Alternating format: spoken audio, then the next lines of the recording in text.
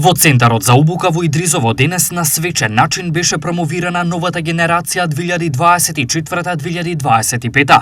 Полициски службеници, со што Македонија се здоби со нови 497 полицајци. Пред точно една година оваа генерација започнала основната обука за полицаец со вкупно 558 кандидати, а денес истата ја завршуваат 497 кандидати, од кои 376 машки и 121 женски пол.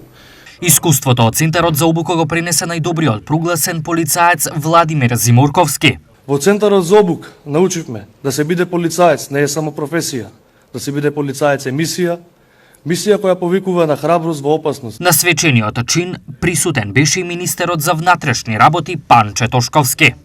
Годинава Министерството за внатрешни работи станува побогато за 497 наши нови колеги, идни чувари на безбедноста на граѓаните, синови и ќерки на Македонија. Полициската професија не е само избор, не е само професија, туку е повик, завет, кој секој еден од вас го прифаќа со цел да ги чува своите блиски, своите граѓани, својата татковина, безбедни и сигурни.